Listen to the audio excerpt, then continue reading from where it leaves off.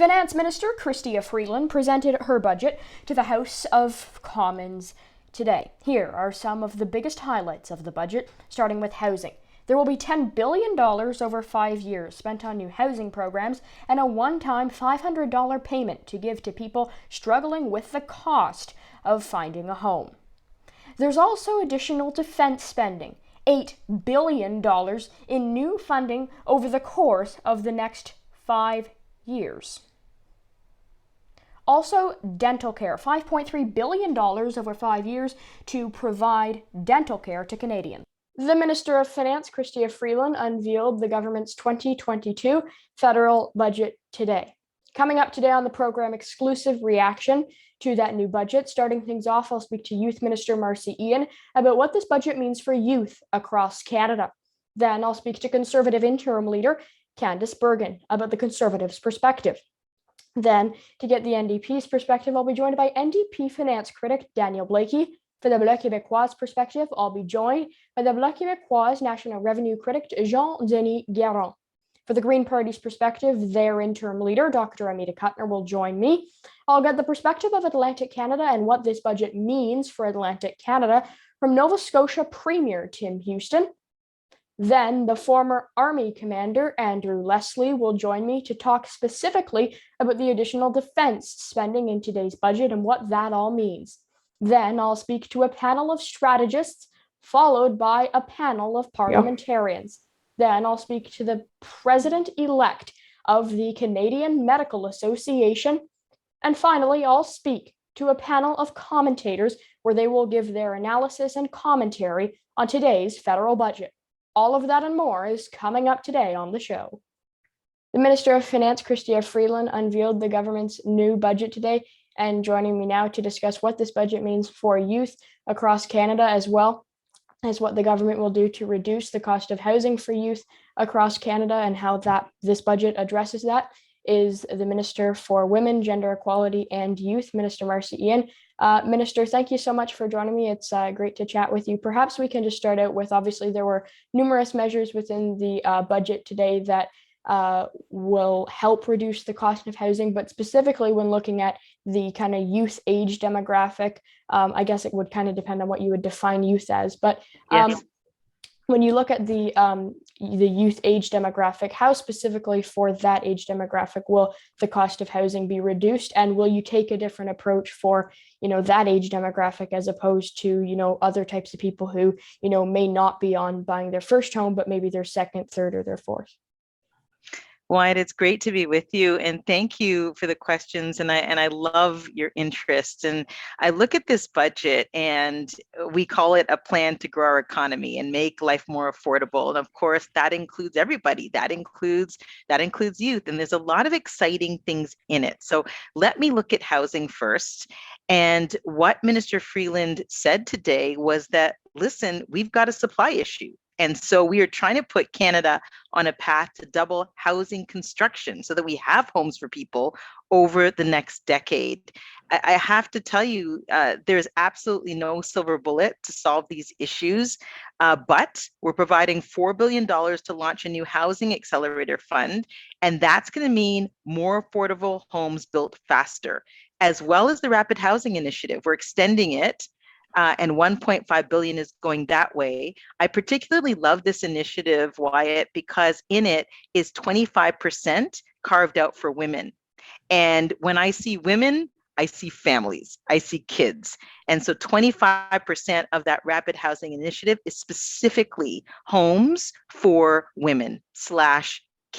So I love that about it. And I have to say, every Canadian deserves to have a home. A home means stability, and especially for kids. I mean, it is a simple thing, but the fact of the matter is we need to get more people in houses, kids included. Obviously, we saw, aspects of, dental care that were released in the budget day as well, which that'll help young people. But specifically as it relates to, that's kind of like physical health as to how people's physical health is doing. But, over the course of the COVID pandemic, it's been hard mentally for, young people's mental health. Was there any steps in the budget that were taken to improve the mental health of young people, and even beyond the budget? How will you, as a government, work to improve the mental health of specifically young Canadians? So it is, I think, so progressive. And I was so happy when Minister Bennett became the Minister of Mental Health, because it showed Canadians that our government is putting the mental health of Canadians first. To have a minister dedicated to that is absolutely huge. And what I will tell you, as far as carve outs, budget and beyond, I mean, there were things in 2021 as well for young people. Young people have to feel that they are, being active. The pandemic kept kids at home. It kept kids, away from their friends. So to get kids involved, to get kids into mentorship programs is so, so important. And we have that. We have those things already. We just launched the Canada Summer Jobs Program, and that program basically allows employers with government support to hire kids. There are 100,000 jobs across this country, Wyatt, and kids will get their first job and they will learn and they will grow. And that has a lot to do with mental health as well. I've got a 17-year-old who, is working her first job and she feels independent. She feels good about herself doing it. And that is so very, very important. Obviously, the employment of Canadians in many cases have been disrupted, or even if it wasn't disrupted the last 2 years during the course of the COVID pandemic, everyone's employment has probably been affected one way or another. Obviously, the level at which it has been is probably different depending on which person it may be. But specifically, what was in the budget today for young people to ensure that as we're exiting the COVID pandemic and what's, I guess, hopefully now getting towards the end of the tunnel as it relates to the COVID pandemic, what programs were in the budget and what funding was in the budget to ensure that young people coming out of the pandemic can find employment opportunities? There are a couple of things. It's, first of all, the Canada Work Benefit is really, really important, and that's there and it's been extended. And the other part of this is housing.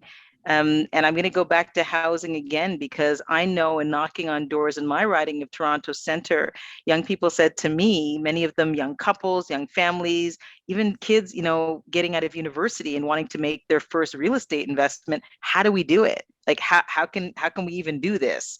So things like the Accelerator Fund, things like the Rapid Housing Initiative help people to get involved. I will also say, and I'm going to throw this in there, Wyatt, our whole program, and we've been promising this for a while, and I have to say, hey, we got it done around childcare, is really, really important because it helps families. If families don't have to think about expensive childcare that basically equals, in some cases, the amount of a mortgage, that frees up money to do other things. That frees up money for families, to allow their kids and put their kids in different programs. It frees up money for them to save, maybe for a property. So those are some of the things. I wouldn't say particularly, just focused on young people, but focused on family, which by and large helps young people. Okay, that is Youth, Women, and Gender Equality Minister Marci Ien. Minister, thank you so much for making the time amidst, I know it's late at night, but thank you again so much for making the time amidst what I'm sure was a very busy day for you. Oh, Wyatt, I appreciate you. And I love the fact that you are such a sharp journalist at this age. This is amazing. I applaud you, friend. So take care and see you soon. Joining me now for her reaction to today's federal budget is the Conservative Interim Leader Candice Bergen. Ms. Bergen, thanks for joining me amidst what's a very busy day in the Canadian political sphere. Perhaps we can obviously start out with one of the major parts of this budget, obviously the supply and confidence deal between the Liberals and the NDP that was reached a couple of weeks ago. That has been reflected in today's budget with new dental care programs. There's $5.3 billion in the budget to create dental care programs. First of all, I guess give your reaction to the announcement of a dental care program in the budget today. Well, let me start by saying this budget is an NDP budget. It's delivered by an NDP Liberal government.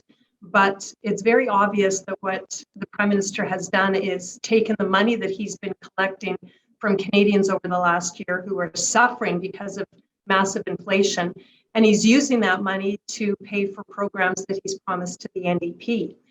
The dental program is one of them, and I can tell you that Conservatives have no problem seeing low-income families, children receiving dental care. We just don't believe that it's a federal government or this federal government, any federal government, that should be delivering that.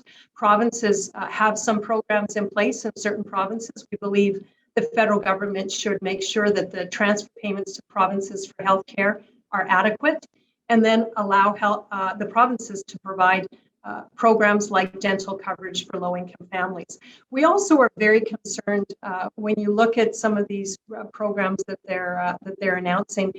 This spending won't stop, and these programs are permanent programs, and they're going to end up costing a lot of money. And the provinces already have the jurisdiction to implement them. Obviously, the budget was unveiled today, but another very big crisis happening is in Europe, in Ukraine, and in Russia. And obviously, that's another situation that various people are, and basically everyone is keeping their eyes on. That was also reflected in the budget today. There was $500 million in military aid to Ukraine, and then an additional $1 billion in what is described as new loan resources to the Ukrainian government. Perhaps give some of your reaction to that amidst, obviously, this is a very important time, and the crisis in Ukraine is very relevant. And so, again, speak a little bit about that. Well, Conservatives have been very supportive and, in fact, encouraging the government to provide support to Ukrainians and amidst this conflict. We've been very vocal in our condemnation of Putin and his aggression. I would say that the announcements are good. We, though, would like to see them do more in terms of some very specific things that President Zelensky has asked for, specific weapons that he's asking Canada for. Canada said that we would give those weapons to Ukraine, and we haven't done that. So I would say our concern would be it's one thing to put out a press release, it's one thing to make a promise, it's another to deliver on it. So we will be watching the government and encouraging them to deliver on the commitments that they're making to Ukraine. And separate from the spending that is being provided, the aid that is being provided to Ukraine in this budget, there's also an additional $8 billion for new defense spending for the government. I was watching you at the podium today giving your immediate analysis just after the budget was announced, and you spoke a little bit about that, but perhaps speak a little bit about the new defense spending a little bit further and your reaction, I guess you could say, to that. Well, Conservatives proposed a motion yesterday on the floor of the House of Commons, and it passed. And it called for the government to meet its obligations in defense spending that we have. We recognize that it's a large amount of money that is going to take some time for any government to fulfill. So we're happy to see the increased spending announced today. I guess our disappointment is because overall the Liberals have been irresponsible in their budgets. When things are good, they don't manage money well, and then when crises come, for example, the pandemic or the invasion of Ukraine, which has made many governments realize they better bump up and bulk up their defense spending, the Liberal government doesn't have the money that they need. And so although the amount that they announced was good, we're glad to see it. We want to see it fulfilled. I'm not sure if you're aware, but the government's actually already made commitments of about $10 billion in defense spending that they haven't done anything about. It hasn't gotten to buy the equipment that our men and women in uniform need. So we're happy to see the announcement, but we want to see results. In terms of, obviously, you and your Conservative finance critic Ed Fast and numerous other MPs within your party have been talking a lot about the idea of fiscal responsibility. The finance minister, based off of this budget today, they gave kind of a timeline as to when the deficit, et cetera, will begin to lower by the year 2026 to 2027. It's expected it'll be at negative $8.4 billion. So perhaps give your analysis to that. Well, the current Liberal Party has a problem. They are unrecognizable from who they were even 10 or 20 years ago. They have moved so far to the NDP ranks that I think this budget, they realize that even people within their own party are looking for them to show some responsibility. I don't have a lot of faith in the projections. I don't have a lot of faith in their numbers. This is the government that has doubled the deficit since taking power. This is the government that has increased permanent government by 50%, 25% just over the last 2 years.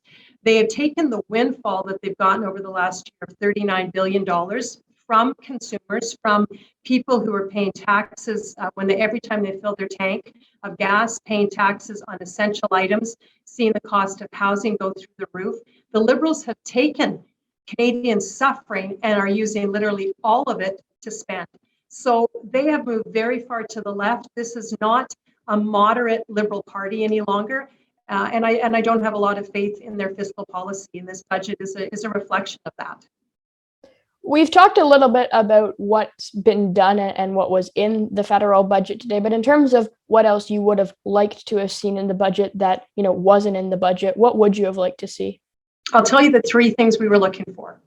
Controlled spending, which controls inflation. Tax breaks for Canadians. We asked for even a temporary GST tax break on fuel, an end to the carbon tax. We would have been happy if it would have been even a temporary end to the carbon tax.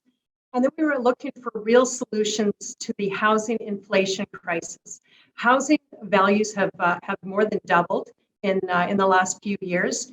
It is almost unattainable for someone like you, or even someone who's maybe 10 years older than you, someone in their 20s, even 30s, to think about buying a house ever.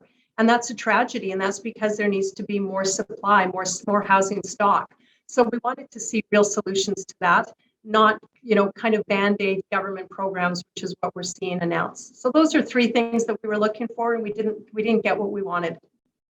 And one final question before you go. You mentioned you would have liked to, see more solutions to deal with housing. There were some programs in the budget today. There was $10 billion over 5 years on housing programs, $4 billion over 5 years to launch a housing accelerator fund, and then a one-time $500 payment to what the government says is to provide to people struggling with housing affordability. I guess obviously what I'm taking is you don't find that adequate enough. So maybe go into that a little bit more in detail and some of the additional solutions that you would have liked to see on top of what the government announced today.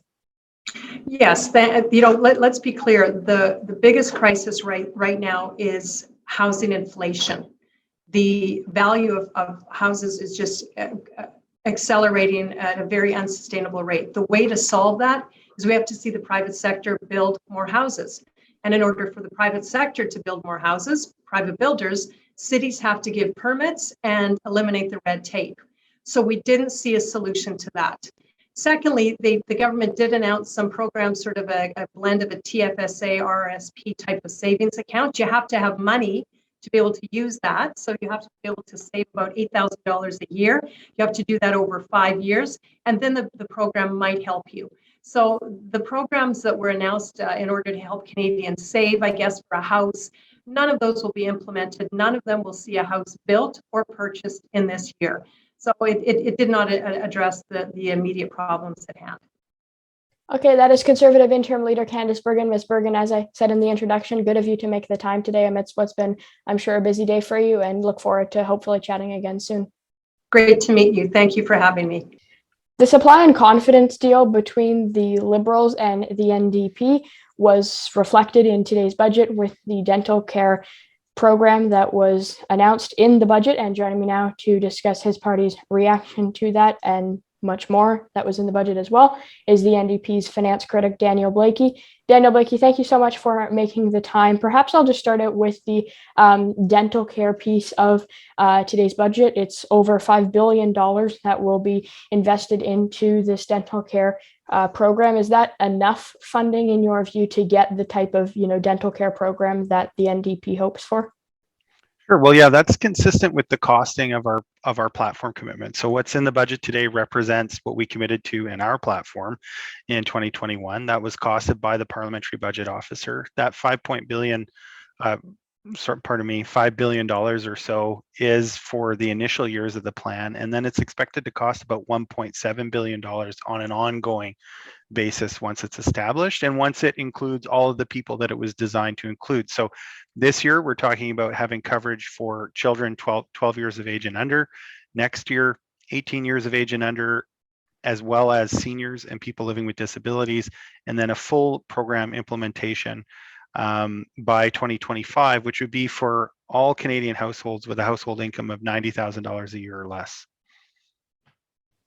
And I want to go to, obviously, with the budget that was announced today, obviously, on basically the other side of the world, the crisis in Ukraine is still happening. It was also reflected in the budget today with funds that was announced to, I guess, try to help Ukraine. There was what was described as loan resources in the budget that would go to the Ukrainian government. Do you think that the budget provided adequate funding and adequate support to step up to help Ukraine?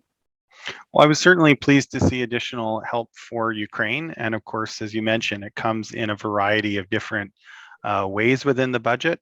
I think that's right and good. We need to be supporting the people of Ukraine in this difficult time as they push back against an illegal invasion that has, that beyond the kind of horrors of war has also issued in war crimes being committed and human rights, crimes against humanity being committed within Ukraine. And obviously the rising cost of living and the housing crisis as well was also reflected in the budget with an Accelerator fund, and there was some other things that was announced there as well. Obviously the cost of housing is an issue that is felt by many home buyers, specifically first-time home buyers. Does the budget today give you optimism that first-time home buyers will at least be able to see some relief to purchase a home within at least somewhat the near future? Well, for first-time home buyers, I do think it's a difficult situation. There were some measures that are in the budget. I think we really do need some kind of regulatory action, because just making it easier for first-time home buyers to have additional money to bid on a home doesn't help in a market that's this hot, because it just means they have more money to bid, and in a really competitive bidding process, people are going to bid the maximum amount that they can. So I really do think that it's not wrong to have measures to make it easier for first-time home buyers to get the capital they need to make a bid on a home, but it has to be accompanied with some stronger regulatory action of some kind, whether something to reduce the amount of investor activity that's happening in the residential housing market, or we're just going to see people forced to bid more and more and more, and that's part of the problem, not part of the solution. Some of the things that are promising on housing are some of the things that come directly out of this agreement that we've reached with the government. That includes direct help for Canadians who are struggling with rent, with a one-time increase in the Canada Housing Benefit. It also includes better access to supply with an extension of the Rapid Housing Initiative. And I would say it also includes better value for money, because what we did is we changed the definition of affordable housing to be something that will actually create units below market rent, whereas before, the Liberals' initial definition that they've been using for years mean developers could get public money to build so-called affordable housing and be able to charge above market rent. We even had the really perverse outcome of nonprofits who wanted to build affordable housing being told the rent they was going to charge was too low to qualify for the program. So this budget has measures that were in the NDP Liberal deal that will actually help taxpayers get better value for money when we're investing in affordable housing.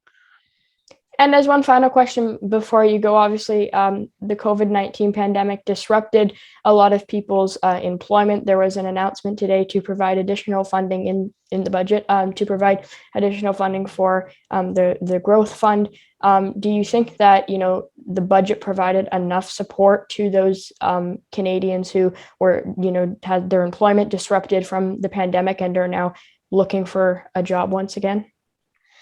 Well, we continue to be really concerned about Canadians who are still struggling as a result of the pandemic. That was a big part of the debate on Bill C2, which was the government's newest set of pandemic income support measures. The NDP voted against that because we didn't feel that it was adequate. I think the changes they had to make to it in a hurry shortly after it passed because of Omicron were proof positive that that program as it stood in the legislation was not enough. And we're concerned about people who continue to be affected. I think particularly of independent travel agents, people in the arts and culture industry. These are people whose business is coming back slowly and sporadically as we're still dealing with new waves of the pandemic. But it's an industry that we do want to have come back. And I think it's going to take a little bit of strategic investment to support people that know their way around the industry, to make sure that they don't all have to go find employment in other industries, so that when it is time to get back to normal for travel and tourism or arts and culture, they aren't already gone off into other industries, because then we lose that expertise. And I think we really need to be thinking about how to have a solid recovery for those industries, and the government is going to have to continue to play a role if we're going to be successful in that. Okay, that is NDP Finance Critic Daniel Blaikie. Daniel Blaikie, thank you so much for making the time, and of course, great chatting with you as always. Thanks for having me back on. Appreciate it. Have a good night. You've heard reaction from some of the various other parties as it relates to federal budget 2022, and joining me now for their perspective is Jean-Denis Guérin, who is the Bloc Quebecois National Revenue Critic. Thank you so much for joining me. Perhaps we can start out with the support in the budget today for new housing, or to make housing more affordable and to deal with the cost of living crisis. What's your general reaction and the Bloc Quebecois' general reaction to the announcement in the budget today to provide supports to make housing more affordable? You know, Quebecois and Canadians are living several crises at the same time. And in the week before the budget last week, we made our expectations very clear as to what would be the conditions under which we would support the budget. And it's very unfortunate that today we see that those conditions aren't satisfied. And there were 5 of them, actually. One of the most important one was about health transfer. So Quebec and the 9 provinces were asking for a substantial increase in the Canada health transfer, so that it would eventually come to cover 35% of the system costs in the provinces. And unfortunately, what we see today is that not only do the government not increase the transfers by 1 penny, but there's more than that. They actually tell the provincial governments that if they were to call Ottawa, that would be to ask the federal government how they should manage their health systems. So it's not only disappointing for us, it's very insulting. And from the outset, you've stressed the crisis of the cost of living, and we have an important inflation problem, and we're realistic people. We understand that part of the problem is related to disruptions in supply chains around the world. Part of that is related to the war that's going on in Ukraine, but we have to acknowledge the fact that many of our most vulnerable households at the moment need some help to cope with inflation. And unfortunately, once again, there's no significant measures to help them out in this budget. And it's especially true for the seniors.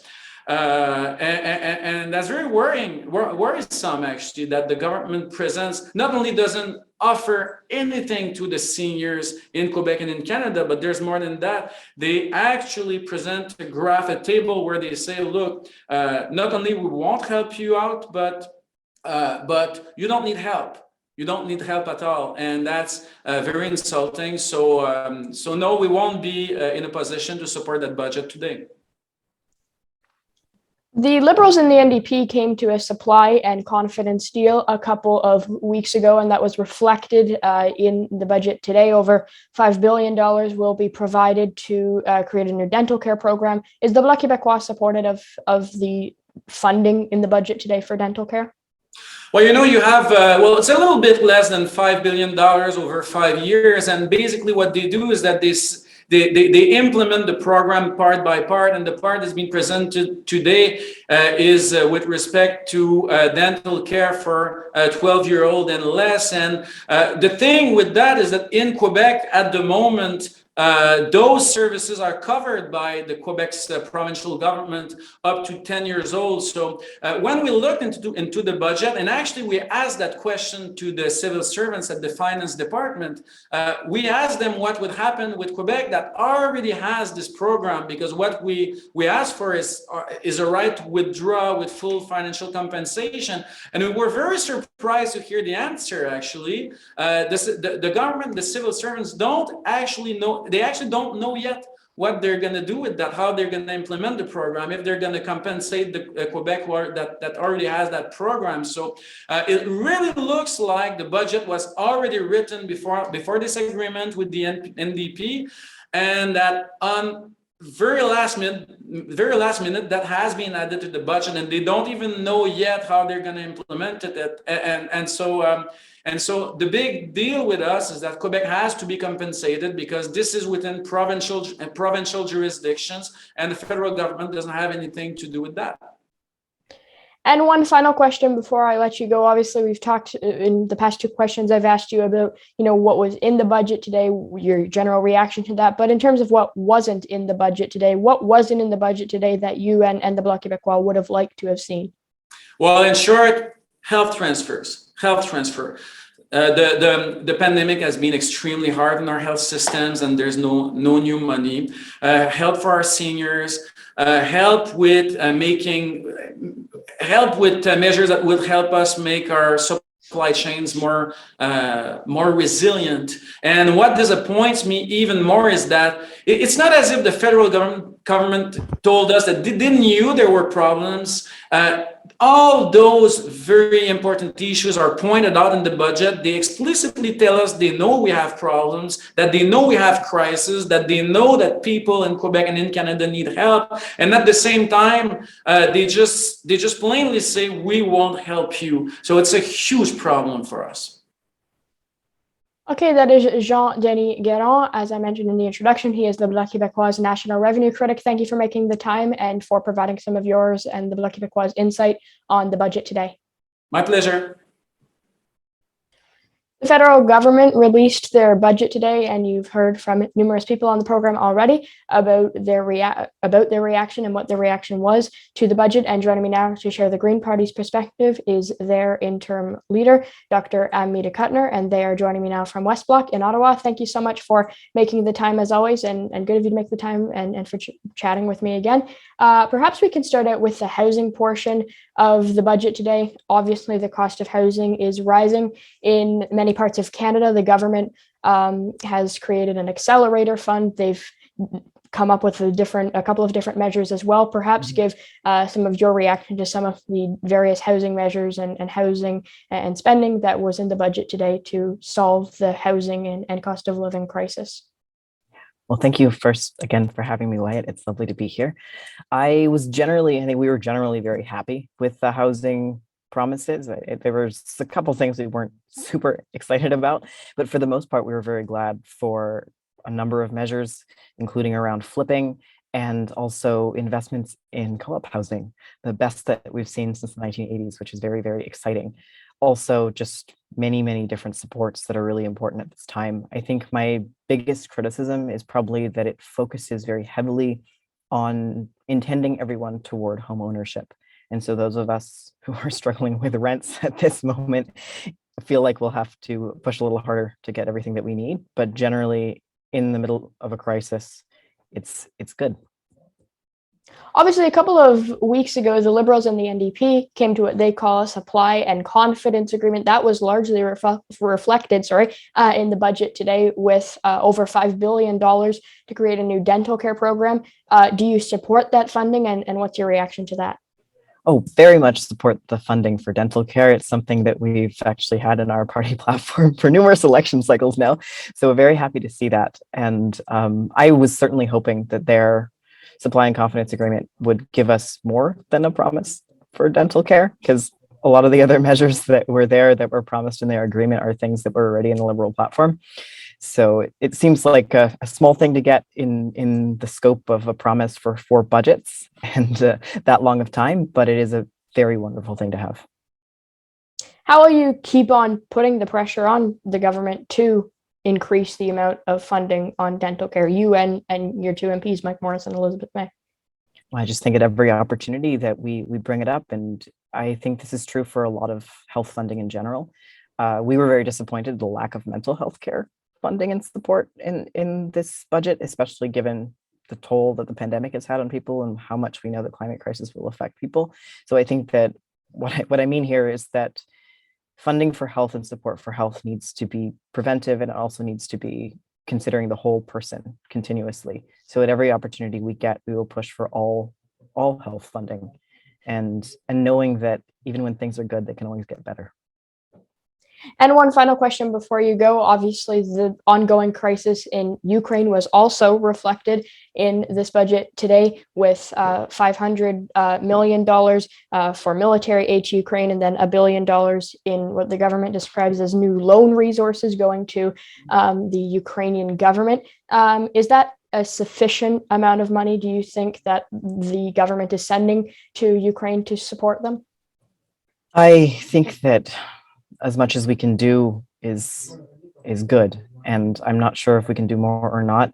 I feel like there are a number of areas in the budget that were gotten too late, or at some point where they kind of ran out of funding before they got to them, mental health again being one of them. So I feel like, this is good to support as much as possible, and I think that more broadly, I would hope that the amount of support that we're willing to provide for Ukraine now can be increased, especially from humanitarian perspective, as we go forward into their recovery, and also something that we can match in terms of refugee supports for other parts of the world and other people going through conflict as well.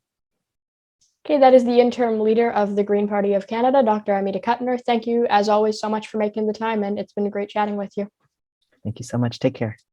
Obviously, the reaction from the federal budget today, you've heard already from numerous people from various different parties, and joining me now to share the perspective of his province in Atlantic Canada and of Nova Scotia is Nova Scotia Premier Tim Houston. Premier, thanks so much for joining me. I want to start out with the Housing Accelerator Fund and some of the various other measures that were in the budget today to reduce the cost of living and to reduce the cost of housing, because obviously it's surging in many parts of Canada. Are you satisfied with, the amount of spending and some of the efforts that the government has put in to lower the cost of housing in today's federal budget? Yeah, well, thanks for having me, Wyatt. I really appreciate it. I always enjoy our discussions. But so we're taking a look at the budget, the initiatives in the budget through the Nova Scotia lens, and how will it impact Nova Scotians. And I have to say, my initial reaction is that I'm pleased. I'm pleased because the priorities of the federal government align with the priorities of Nova Scotia around healthcare. There's a lot more to talk about in healthcare, but the priorities are clear. Also in immigration, we're very pro-population growth right now in Nova Scotia, so I'm pleased to see the initiatives there. And in housing, so you mentioned housing. We have incredible housing needs. We have to add to the supply of housing. So I think what I would say is I'm happy to see that the federal government is focused on housing. I think that we probably need to have some discussions about the how we address the housing crisis here in Nova Scotia, but the fact that the focus is there, I mean, that's where you always have to start, and I'm very pleased to see that. And on the healthcare aspect, what you've just mentioned, specifically the dental care aspect of things, the federal Liberals and the federal NDP came to what they call a supply and confidence agreement, which was reflected in the budget today with the dental care announcement, over $5 billion, specifically $5.3 billion to create a dental care program. What's your response to this, and how will Nova Scotia work with the federal government to help implement it in Nova Scotia? Yeah, so look, dental care is an important part of healthcare. There's absolutely no question about that, and it is an area where affordability is really, a lot of people struggle with that. So I'm happy to see the move forward on that. There's a lot of details to talk about on the relationship between the province and the federal commitments on that. But again, it's one of those things where directionally we're moving the same direction. But in healthcare as well, I was really pleased to see, you know, initiatives around recruiting nurses and doctors specifically to rural areas. Definitely complements a lot of what we're doing here in Nova Scotia. And also, you know, we had our budget we tabled last week, and we had initiatives in there for those Canadians that are, you know, wanting to start a family. So same thing. There's the same complementary program in the federal government. So the dental care stuff is good. We need to work through that. Some of the other initiatives are good. Of course, there's a larger discussion to be had with the federal government around the transfers, the value of the transfers to the provinces, and those discussions are, you know, I know the federal government is ready to have those discussions as well. So work to do, but again, what I would say is my initial impression is that, you know, we're aligned on a lot of things, and that's a great starting point. And one final question before you go, as it relates to, you know, job creation and economic growth, one of the things as well was $15 billion over 5 years for the Canada Growth Fund. How do you believe that Nova Scotia should, you know, work with the federal government, and what's your reaction to this $15 billion over the next 5 years for the Canada Growth Fund? Yeah, again, like the detail, we'll have to see what how the details shape out on that. But what, you know, we're, you know, economic growth. A lot of our economic growth initiatives are immigration. So I mentioned, you know, that the increase in the caps will be good there. Population growth as people drive economies. So, but certainly supporting those job creators, supporting those entrepreneurs is always a good thing. You know, we do a lot of that provincially, and this program has a lot of potential. So there's a lot of potential in, you know, it's a budget, it's a big budget, you know, and there's a lot of good when you invest that much in Canadians. There's a lot of good opportunities that come from there, and I just want to, you know, I want to stress that there's some work to do on some issues and some details to work out, but overall, I mean, I feel good about what I've seen at the early stages. Okay, that is Nova Scotia Premier Tim Houston. Premier Houston, good of you, as always, to make the time, and thank you very much for joining me. I appreciate it. Always enjoy it. Enjoy your evening. Obviously, one of the key points in the government's budget today was additional defense spending and additional spending to help Ukraine in its fight against Russian forces. And joining me now to discuss whether or not the funding in the budget today is enough and adequate is Andrew Leslie, who is a former Army commander and also a former Liberal MP. Thank you very much for joining me. I do want to start out with the defense spending piece. There was $8 billion, over $8 billion worth of defense spending in the budget today. Do you think that's an adequate number? No, I don't, for two reasons. One is the Russian bear has launched an attack against Ukraine, slaughtering innocent people. Key point of all of that is that we now have a war going on right next to NATO's boundaries and borders. Secondly, over the last 7 years, the Liberals have created or supported the conditions where the Department of National Defense was allocated money, $12 billion precisely, but couldn't spend it. So by increasing by $8 billion, but keeping in mind they've taken or not allowed $12 billion to not be spent in the last couple of years, to my mind, that's minus $4 billion. And on top of that, they're asking the armed forces now to do more without fixing the stuff that's currently broken. So it's actually reprehensible. The $8 billion in defense spending is separate from, obviously, the funding that was provided to help support Ukraine. There was what's being described as loan resources to the Ukrainian government, and then there was just military aid going to to Ukraine as well. Do you think that the funding for Ukraine, not the just general defense spending, but specifically the funding for Ukraine, is enough funding? And what other measures on top of what was in the budget today would you have liked to have seen? I think $500 million for the Ukraine to buy anti-aircraft or anti-tank missiles or similar weapons is good. It's a good start. Unfortunately, our track record has not been great in providing them weapons. They've been asking Canada for weapons for the last 5 years, and Canada declined to provide them. So at least now, after the Russian attack has started, we're stepping up to the plate. Late, but better late than never.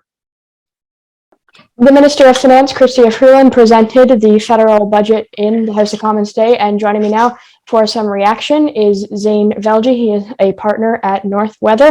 David Moscrop is a contributing columnist and an opinion writer for the Washington Post and also an author of his own book. And Joël Denis Bellavance is the parliamentary bureau chief for La Presse. Thank you all so much for joining me amidst what's I'm sure a very busy day for all of you. Perhaps we can just start out with the supply and confidence deal that the Liberals and the NDP came to that was obviously reflected in today's budget.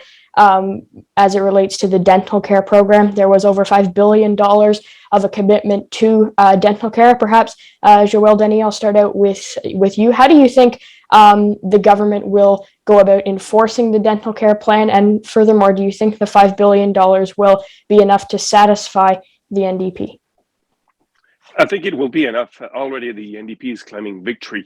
Now, how that will work, the details has yet to be announced. And because this was, I think, a surprise announcement by the Prime Minister, Justin Trudeau, and Doug Metin when they announced a political deal that will ensure the survival of the Liberal government over the next 4 years, for a budget at least.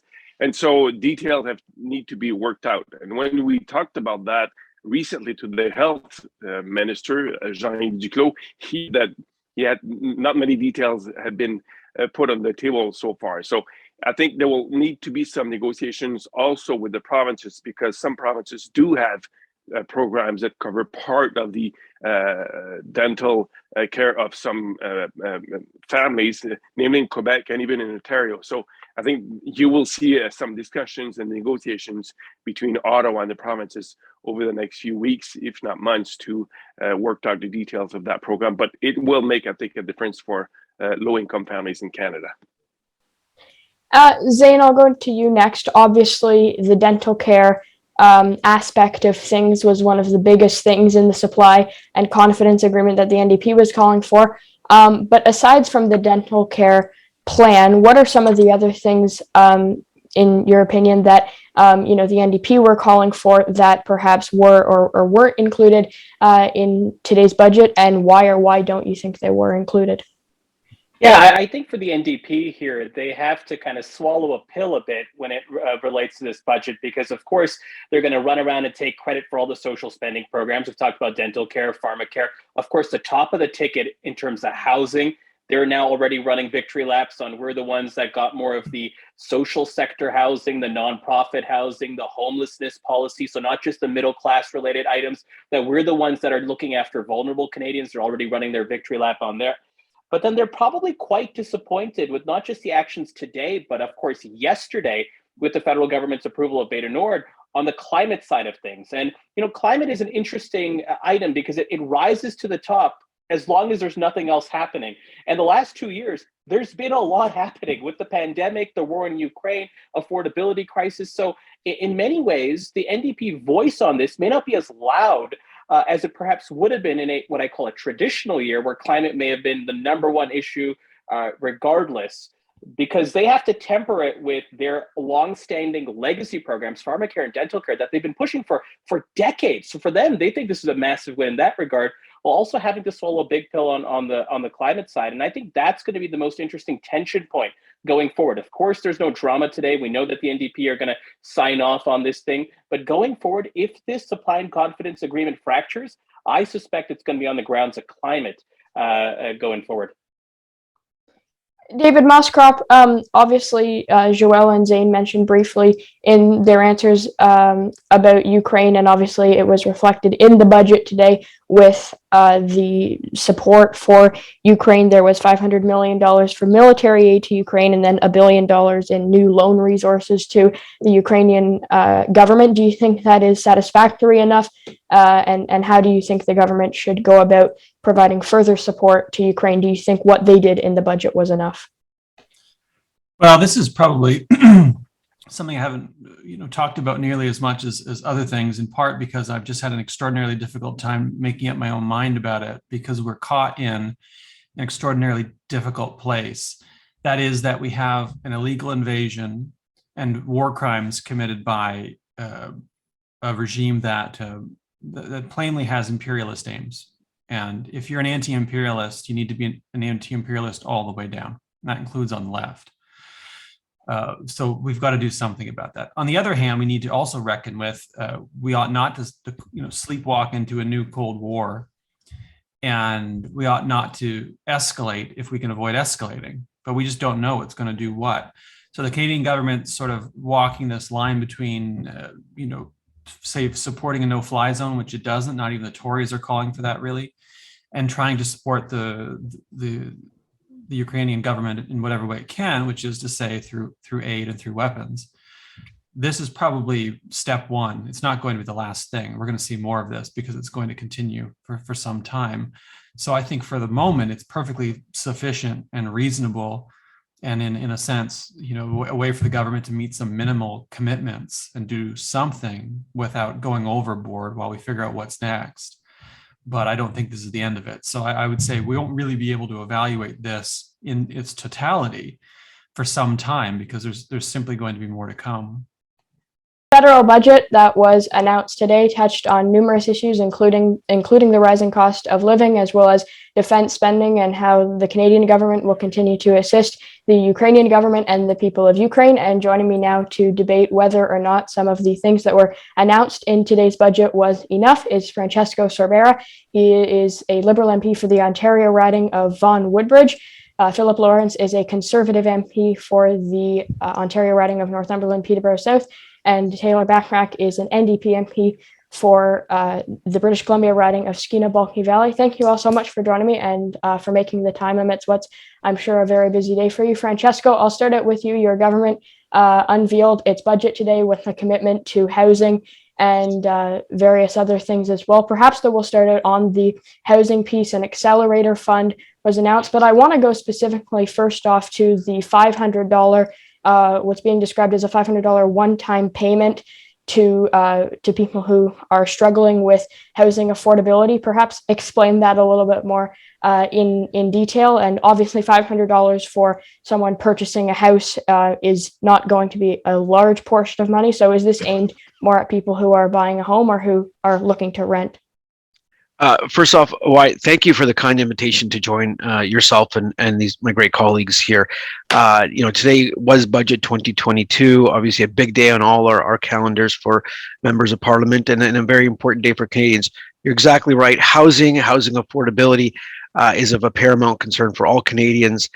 We know that it was debated obviously in the election a few months ago. It's something that we are working very, very hard at. One of the measures which you just touched on is the $500 top up for actually, it's called the Canada Housing Benefit, something that we had introduced in the past, something that we put it in the budget, in today's budget. It was something that obviously in the supply and confidence agreement with the New Democrats, something that they also requested. We agreed upon that.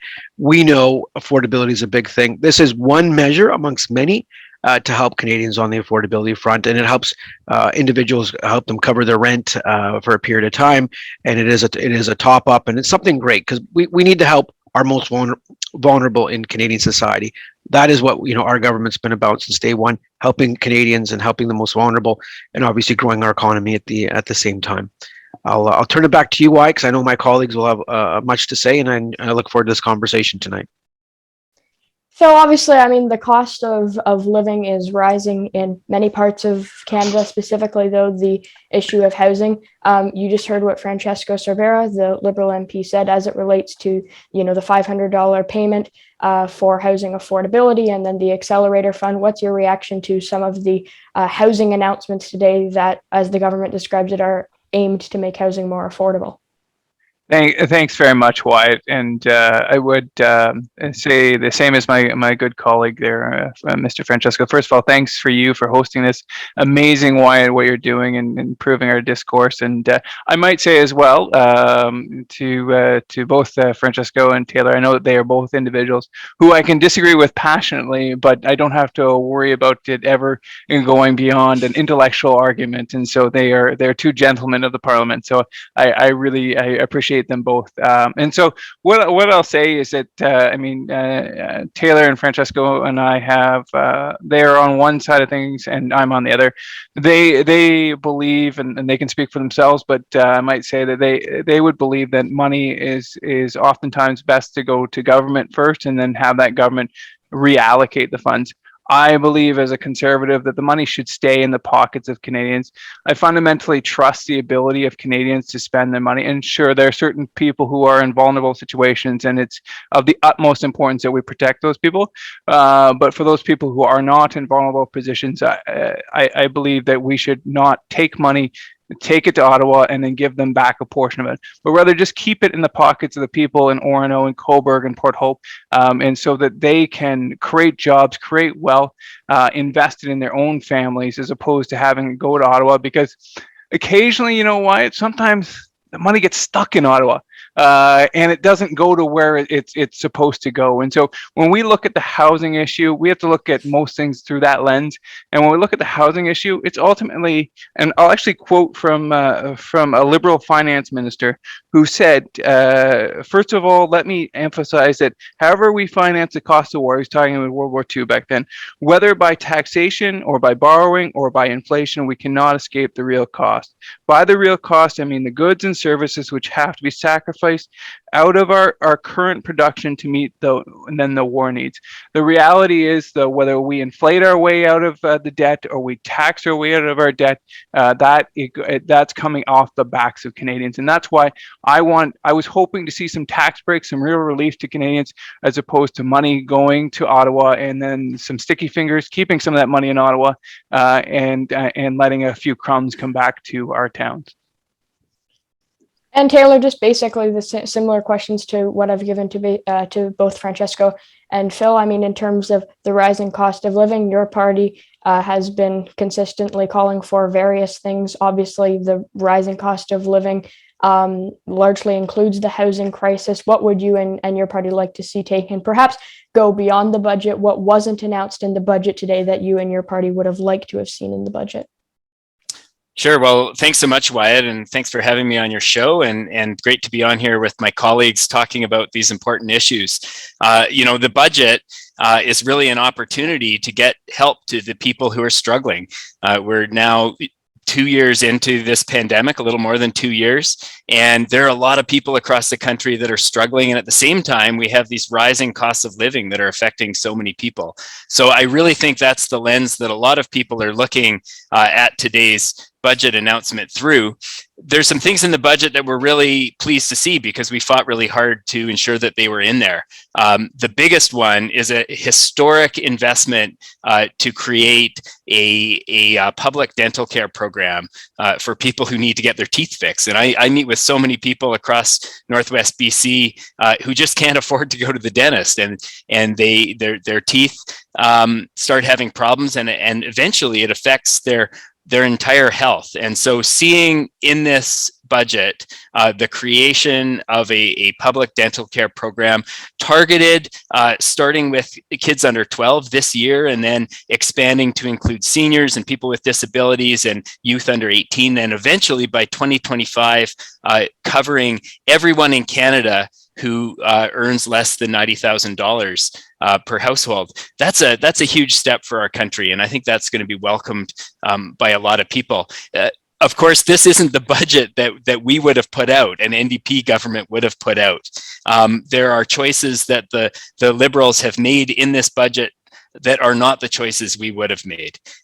So we feel that the government should stand up to the biggest corporations that are making windfall profits and not paying their fair share. There are some modest changes in the budget that do increase revenue from the financial sector, which has been making windfall profits. But we need to look at income inequality, and we need to ensure that everyone in Canada is paying their fair share. There's a lot of folks who are working hard and doing their best and paying their taxes and still struggling to get by. And at the same time, we have these incredibly wealthy Canadians and the biggest corporations that just aren't paying their fair share. So that we would have liked to see some stuff around that. And then the other place where we were really disappointed in this budget is that at a time when we're living through a climate emergency, this is a budget that invests $2.6 billion in subsidizing the richest oil and gas companies in the country to pursue a technology that is really unproven and that has some really problematic aspects. So those are a few of the things I would highlight. Overall, as you're well aware, we spent a lot of effort negotiating a package of policies that we feel get help to Canadians, and we're pleased to see things like dental care and pharmacare and affordable housing in this budget. The last thing I'll highlight before I throw it back to you, Wyatt, is Indigenous housing. So the region I represent in Northwest BC, 30% of the population is Indigenous. There's over 35 Indigenous communities in Skeena-Bulkley Valley, and every community that I travel to struggles with housing. And so to see the $4 billion, it's not enough to address the problems that are out there, but it's a start. And it's twice what the Liberals committed in their platform. So we were able to use our position and our power in Parliament with only 25 seats to get some major wins for Canadians. And that's something that we're proud to.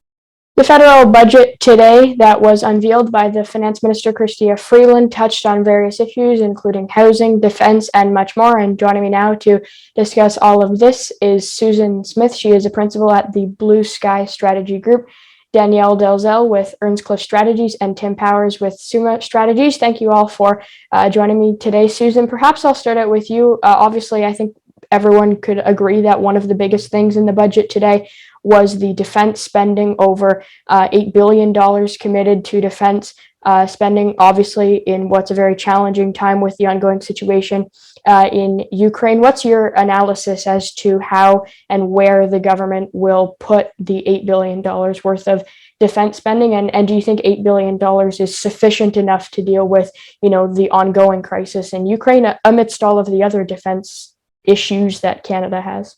Thanks for having me, Wyatt. That's an excellent question. $8 billion is an awful lot, and it's a big boost in our defense spending. $500 million of that is immediate money for military assistance to Ukraine to respond to the requests.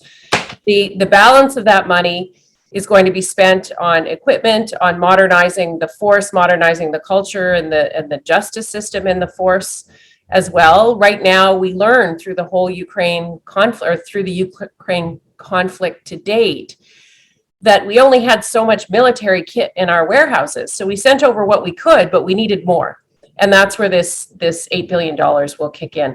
It's a big chunk in the budget. There are other things that are big chunks in the budget, like investments in housing. I'm sure you're going to want to talk about that too.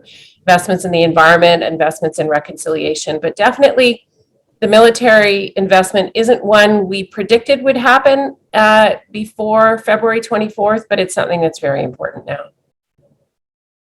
Tim, obviously the defense spending is separate from the spending that the government has committed to Ukraine. They've committed what they describe as loan resources going to the Ukrainian government, and then additional funding in just general military aid to Ukraine. What's your analysis as to how the government has approached supporting Ukraine in today's budget? It's about time as it relates to defense spending, and that's a criticism that could be levied on all governments, to be fair on that. I think, as Susan's colleague, General Andrew Leslie, has said well before, the investment is one thing. It's how easily that investment can be turned through the labyrinth of procurement channels to actually get equipment that people need. And we've seen this before. I mean, under the Conservatives, there was the much hailed shipbuilding procurement policy that was going to change it all, and it was hailed at the time, but it really didn't work as well as it can. So the money's great. It's important. We're not quite at 2% yet, which is something I think we need to get to. But if we're going to spend the money, let's not take 10 years or 15 years to buy jets. Let's find a way to make procurements work quickly, because as Susan rightly pointed out, the big problem is we have old equipment because we haven't been able to buy new equipment. Part of the reason we haven't been able to buy new equipment is we make procurement so cumbersome. Danielle, you hear this 2% number. Obviously, Tim just mentioned it, but it's been mentioned numerous times as well by members of parliament, various party leaders, and many other people as well. Why or why not do you think it's important that that 2% number is reached? Well, the NDP has been a little critical in this, that 2% is sort of arbitrary number, but the most important thing is that military personnel have the support they need, and we as a country are able to provide support in situations like Ukraine that are critical crises that are unfolding urgently, and we need to be able to respond and support people. So 2%, I mean, is that needed? I'm not sure. It does seem kind of arbitrary to me, but making sure our military is supported and has what they need is the most important thing. Susan, on housing, obviously there was an Accelerator fund, there was other measures as well. There was a one-time $500 payment that was described as going to people who are having trouble with housing affordability. Specifically though, on that one-time $500 payment, how do you think that will be distributed? And furthermore, I mean, $500, yeah, it's a good amount of money, but when you're talking about buying a house, it's obviously not a lot in comparison to the amount of money that houses cost. So, I mean, what's your analysis as to that $500 amount that was referenced in the budget today? Yeah, that's an interesting one. I haven't unpacked that one fully. Wyatt, I think that more has to do with just people being able to make rent if they have to make rent. I think the important thing with this budget, you know, I was worried this was going to be a kitchen sink budget in the sense of everything but the kitchen sink in this budget. I think what's important with this budget is there's a chance for a whole lot more people to have their own kitchen sink. And that's what's really important. The goal is to get more houses built very quickly. The goal is to get more affordable houses built very quickly. It's a supply issue in many cases. So if we have more supply, that'll hopefully dampen down the crazy prices that we've dealt with. The other thing I think that's going to help people get into their own houses for the first time is a new savings account, first-time homebuyer savings account, that's going to let people save up to $40,000 tax-free. And that will help more people get into the housing market. Our housing market is a challenge here in Canada. Home ownership is something we value, but we also need to have accessibility to more affordable homes, whether it's for rental or whatever. And I think this is a key cornerstone of this government. It's two things. It's both a social program to help people get the accommodation and the safe housing that they need, but it's also an economic program. When you invest that kind of money in the housing sector, that's building, that's construction, that's jobs, that's people that have to supply the roofs and the walls and the light switches to make those houses, to build those houses for people. So that's good for the economy too. So I actually think it's a good solid policy. And we know in the last election, every single party talked about housing affordability. So I think it's something that every party has to kind of tolerate more or less as it goes forward in this budget. Tim, on the cost of housing, I guess a similar question that I gave to Susan to you, but I guess just more broadly, what's your just analysis to some of the various programs that were announced in the budget today? Obviously, there was different, I guess you could call them kind of bullet points as to various things that the government is going to do, but what's your analysis as it relates to that? Well, I think the idea that the broad concept is important. And as Susan said, everybody's been trying to address housing affordability. I guess the two concerns I would have about one concern about the tax-free home savings account, I think it's a good idea. The challenge is probably going to be take-up, because if people don't have money now, how are they going to put money away? And there's lots of data out there that demonstrates we are not as good at saving money as other generations were. Maybe that changes with the initiative of this particular project, which is very much strange, like the Harper tax-free savings account. Just throw housing in front of it now, but that's a good program. It was a good program. Yeah, you can borrow ideas from other governments. The second thing, Wyatt, is the federal government doesn't control land development costs. So they're going to have to work to make this work. They're going to have to work with the municipalities in particular to get land freed up, to get land zoned accordingly so that this money can be put to good use. I don't know how much contemplation they've done of that. That maybe gets a little bit easier when both developers and cities see that they can get a cash injection by opening up some land and that there's money there and it's guaranteed money. So those are challenges. They're not insurmountable, but they're there.